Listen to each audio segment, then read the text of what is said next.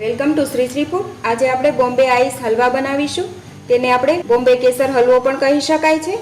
આ હલવામાં કોઈ પણ આર્ટિફિશિયલ કલર એડ નહીં કરીએ। કેસરથી જ તેનો ટેસ્ટ અને કલર આપીશું। કેસરથી તેનો ટેસ્ટ અને કલર બહુ જ સરસ આવશે। તમે પણ આ હલવો એકવાર ઘરે બનાવશો તો બહારથી હલવો લાવવાનું ભૂલી જશો। તો આ રેસીપીમાં મેજરમેન્ટ પરફેક્ટલી ફોલો કરવાના છે। તો ચાલો બનાવવાની શરૂઆત કરીએ। તો તેના માટે અહીંયા મેં 1 કપ મેંદો લીધો છે, 1 કપ દૂધમાં કેસર નાખેલું છે, 1 કપ ઘીને ગરમ કરીને લીધેલું છે અને 2 કપ દળેલી ખાંડ લીધેલી છે, 1/4 ટીસ્પૂન ઇલાયચી પાવડર, 2 ટેબલસ્પૂન ડ્રાય ફ્રૂટ્સ અને આપણે 2 થી 3 ડ્રોપ્સ વેનીલા એસેન્સ નાખીશું। હવે આપણે નોનસ્ટિક પેન લઈશું। હવે આપણે નોનસ્ટિક પેનમાં દૂધ, ઘી, ખાંડ, મેંદાને મિક્સ કરી લઈએ। તો પહેલાં આપણે મેંદો નાખીશું, ખાંડ પણ નાખીશું,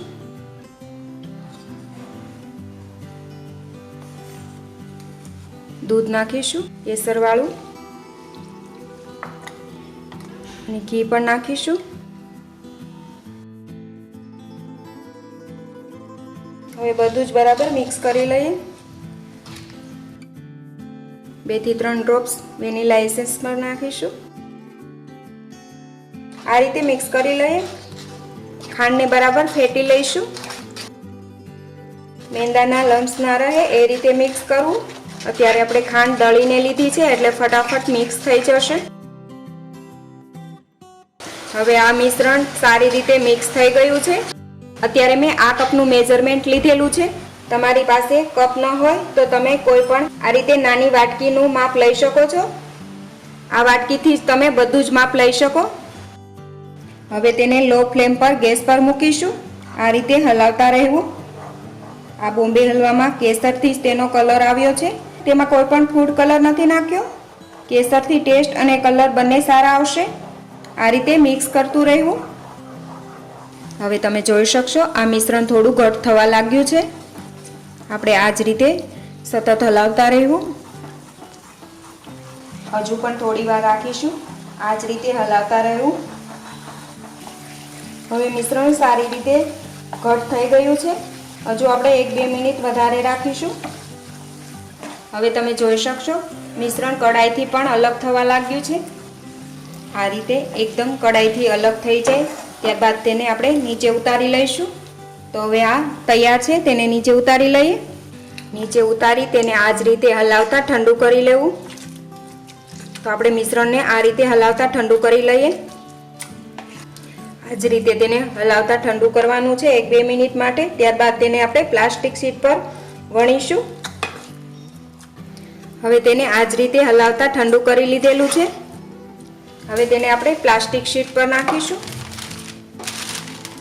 પ્લાસ્ટિક શીટ લીધેલી છે તેને પણ આપણે ઘીથી ગ્રીસ કરી લીધેલું છે। તેમાં આ મિશ્રણ નાખીશું।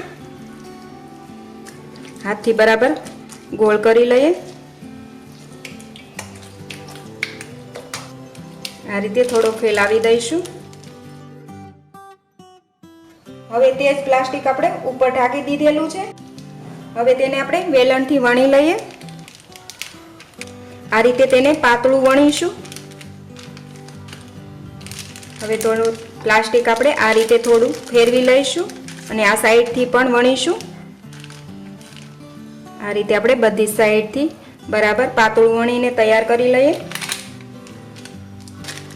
હવે આ રીતે ઉપરનું પ્લાસ્ટિક થોડું નીકાળી દઈશું ઉપરથી।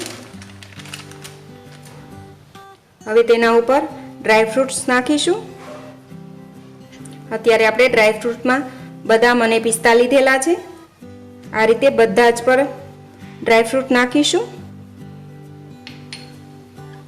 હવે ઇલાયચી પાવડર પણ નાખીશું। ફરી પ્લાસ્ટિક આપણે તેના ઉપર કવર કરી લઈએ। આ રીતે હાથથી થોડું દબાવી દઈએ। ફરી આપણે પ્લાસ્ટિક મૂકી અને વણી લઈશું જેથી ડ્રાય ફ્રૂટ્સ હલવામાં ચીપકી જાય અને હલવાને આપણે પાતળો વણીને તૈયાર કરી લઈશું।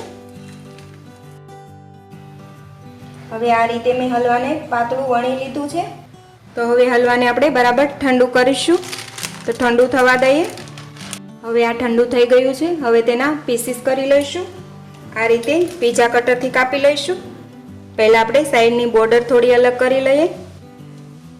આ રીતે આપણે ચોરસ કટ કરી લીધેલી છે. હવે તેને આપણે કાપી લઈશું. જે રીતે આપણે હલવાના પીસીસ જોઈએ એ રીતે તમે કટ કરી શકો છો. હજુ થોડી વાર સુકાવા દઈશું. આ રીતે હલવો એક સાઈડથી સુકાઈ ગયો છે. તેને આપણે આ રીતે પલટાવી લઈશું અને બંને સાઈડ એકદમ સરસ રીતે સુકાવા દઈશું.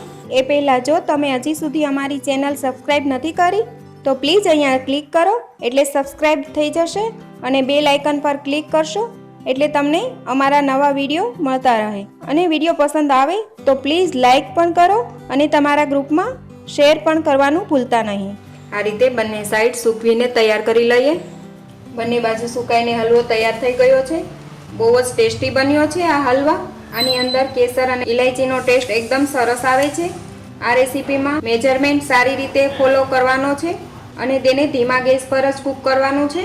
કેસરનો કલર સારો આવે એ માટે આપણે કેસરને ગરમ દૂધમાં 1 કલાક માટે રાખવાનું છે. ત્યારબાદ તેનો યુઝ કરવો જેથી તેનો કલર સારો આવે છે. તો તમે પણ જરૂર બનાવજો. આ રેસીપી પસંદ આવી હોય તો લાઈક કરજો, શેર કરજો અને મારી ચેનલને સબસ્ક્રાઈબ જરૂરથી કરજો. તો ફરી મળીશું એક નવી રેસીપી સાથે.